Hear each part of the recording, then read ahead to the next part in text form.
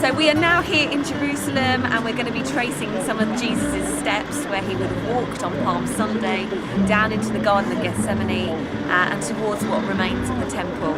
It's very different here. We're obviously in a city environment, it's very built up, but we're hoping to just find glimpses of the places where Jesus would have walked. So I'll catch up with you later. So this is the gate where Jesus would have ridden on the donkey as he was riding into Jerusalem. As you can see, in the current political climate, it's been blocked up lest a Jewish Messiah should appear today.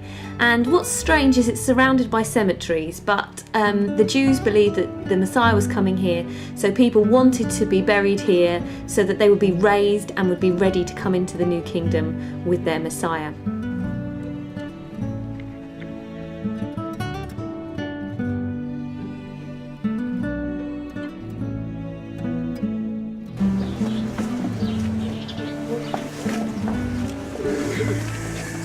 So we're just heading down into some tombs, and in these tombs, it's communal tombs, it's believed to be the graves of Zechariah, Haggai and possibly Malachi.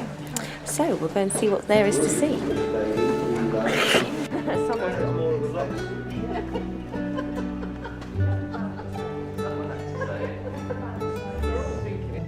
It's a strange thing to start our descent into Jerusalem, going through all of these cemeteries, but on the other hand, we're kind of thinking about that promise of eternal life and that promise of the Messiah who would come to bring it.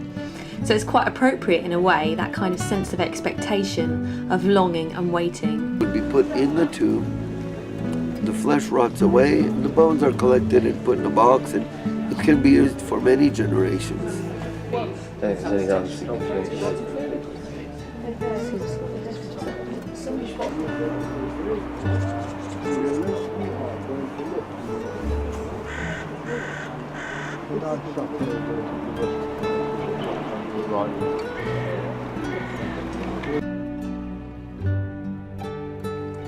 So these images come from the Garden of Gethsemane. So St. Helena investigated where different things might have taken place, and then she built churches on those sites. So today there is a church on this site, but there's also this lovely garden full of olive trees, and perhaps Jesus would have sat and prayed among olive trees like this. On the night that he was betrayed, the night he was arrested, he came to this place and he just knelt before his Father and said, "Not my will, but your will be done."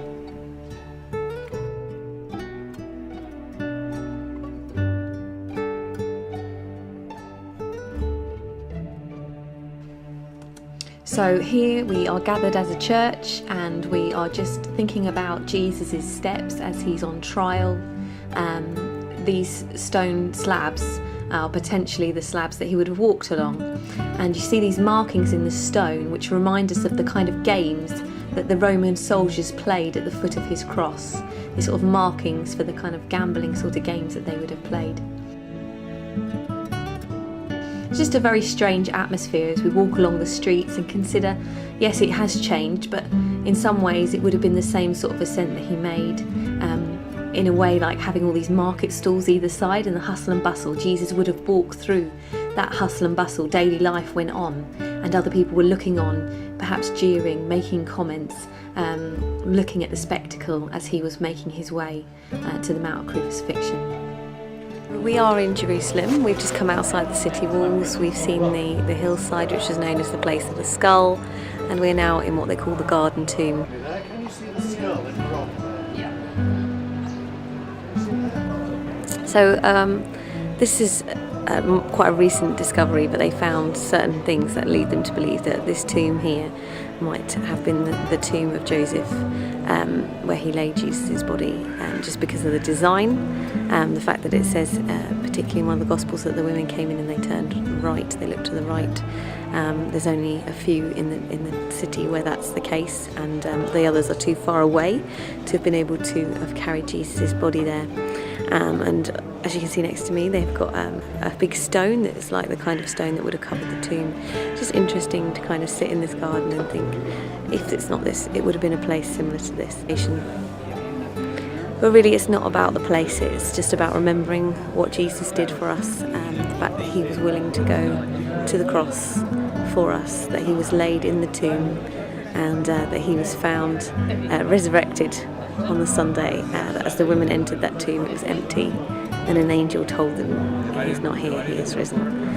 What great news. And it's just lovely that this place has been preserved. It's a place that groups can come and just look around, worship, share communion. It's a lovely place to just contemplate and think about what God has done for us.